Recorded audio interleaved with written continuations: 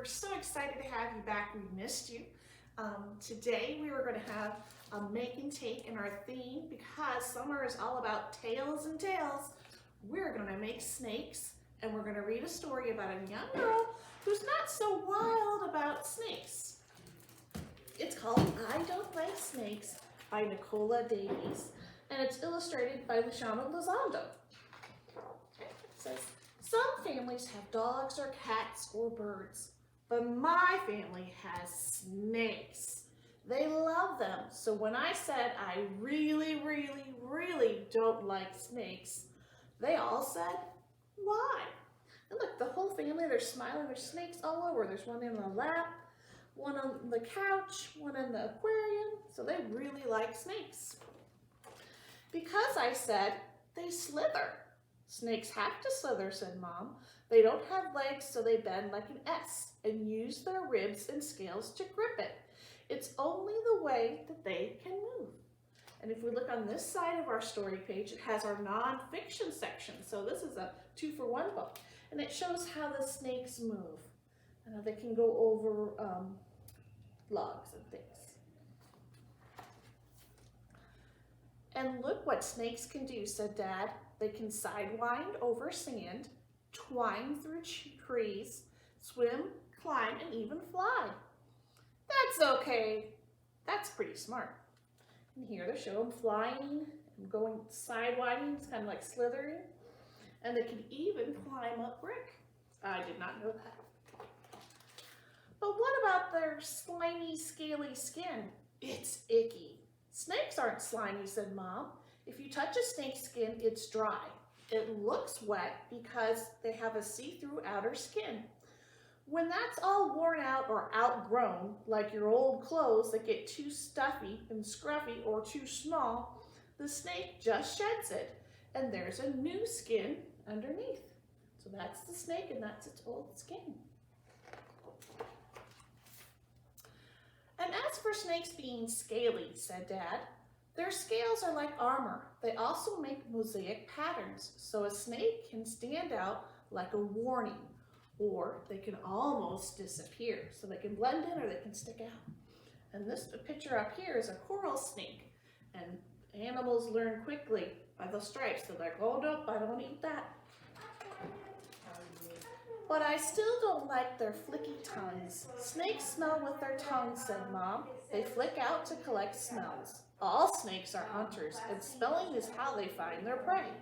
Look, I said, that is interesting. So she's thinking she might change her mind. It shows the tongue coming out of the snake, and where it lives, and how far it goes in its hole. But I still don't like the way they stare. It's creepy.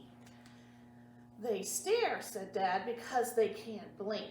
Snakes don't have eyelids, but looking at their eyes, you can tell how they do their hunting. It shows all the different kinds of eyes. So just like we have eyelids and we can blink, snakes can't. Okay, I said. Maybe now that I know something about them, I do like snakes. Just a little bit. You do? Said my brother. Well, in that case, I'll tell you something that will really scare you. How they kill things. Some snakes have poisons. It shows them if they bite something, they could make something sick. Other snakes are stranglers. They use their bodies like a rope to tie up and squeeze animals. However, snakes kill their prey. There's only one way that they can eat it. They don't have claws to grip the food for pieces, or the right kind of teeth for chewing, so they have to swallow their meals whole. So, said my brother, what do you think of that? I think that's great, I said. What's more, I have something to tell you. Ooh, so she's starting to like snakes. It's something I found myself, and that's how snakes have their babies. Some snakes give birth to live babies, but most lay eggs with leathery shells that can take months and months to hatch. So some have eggs and some are born live. A few snakes mothers wrap up their bodies around their eggs to guard them, but most just leave them hidden somewhere safe. As long as the eggs are warm and moist, the baby snakes inside will grow. And when they're ready, they'll wiggle out of their eggs, and then they're off onto their own new world. Slithering, flicking tongues, unblinking, scaly and shiny and snaky and beautiful. And you know what? I said, I really, really, really like them. So she changed her mind. All about snakes. You guys were great listeners. And since our summer reading program is all about tails, T-A-I-L-S and T-A-L-E, we are going to do a make and take craft, and we're going to create a snake. So you can come on down to the library, the Montpelier Branch Library, and pick up a make and take kit. It'll be in a handy little bag, and I have this video which I'm going to show you how to make them. Okay, so the first thing I'm going to do is, this is my head of my snake. And you need some scissors and some glue. And Miss Heather likes googly eyes. We're going to do several crafts this summer, and we're going to be adding googly eyes to our creatures. So I'm taking the head of my snake. I'm going to take a little bit of glue. You can easily cut some, if you're not wild about googly eyes, you can draw your eyes on your snake's head, or you can make some out of other construction paper, but I thought this would be cute. So I'm gluing my eyes on my snake. And snakes have tongues. We heard about that in our story. Can't forget about that. So I'm going to put a little bit more glue. And I'm going to put that right on my snake. And our snakes will come in all different colors. The one up here is in green and purple. And the one we're making together is in purple and orange. So you're going to take your strip of your paper and you're going to roll it together. You're going to pinch it with your finger like that. With your parents' help, you're going to dab a little bit of glue and you're going to make a chain. It's as simple as that. So pinch it, maybe count to 3. Let's go 1, 2, 3, and it's stuck. It's not going to bounce back. So we're going to take a little bit of glue. We're going to put it on the back side of our snake head, and we're going to attach our first paper chain, and we're going to count to 3 again. 1, 2, 3. And look, Miss Heather's googly eye fell off, but that's okay. We're going to put some more glue on it. We're going to pinch it. Maybe we'll count to 5 this time. Count with 1, 2, 3, 4, 5. That should be enough time for the eye to set and stick. So now we have an orange paper chain. We're going to do the same thing again, but before we pinch it together, we're going to slip it through our orange paper chain. And we're going to count 1, 2, 3, and we're going to do it again. Have your parents help you put a little bit of glue on there. Slip it through the purple paper chain. Do you guys see a pattern that we're doing? What is the pattern that we're following to make our steak? We're going purple, orange, purple, orange. Sounds like fun.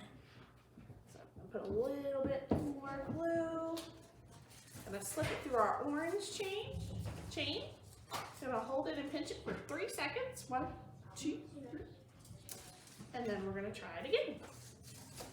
It's easier to put a little bit of glue on first and then slip it through. Because if you slip it through, you might bend it a little. 1, 2, 3.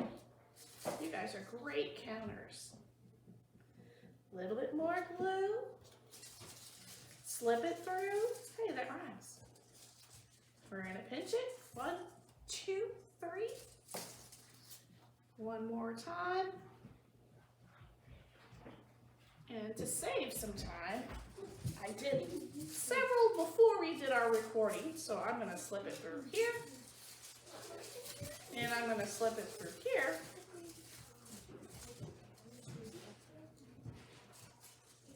And I have made our snake. So he's got his tongue, his eyes, and a long, long tail. But we got to add the rattle tail. All you need to do is a little bit more glue and find your very last chain and glue it on. And that warns predators away. Leave me alone. I'm just hanging out in the sun, and most snakes just like to hang out in the sun and get warm. All right. Well, I hope you guys had a great time. Please come on into Montpelier and grab a making tape kit. It'll look like a baggie, just like we had, with the instructions. It'll also have a video. And I got this idea from Raising Little Superheroes, and I also put their website on there for your parents that you can go and look and get some other information on how you can make paper chain snakes. So I'd like to leave with a song, so if we could do our Goodbye Friends, it's all to the song of Goodnight Ladies, and it's new to our story time. So sing with me. Goodbye friends, goodbye friends, goodbye friends, it's time to say goodbye. Goodbye friends, goodbye friends, goodbye friends, I'll see you next time. Thank you, and come on down to the library.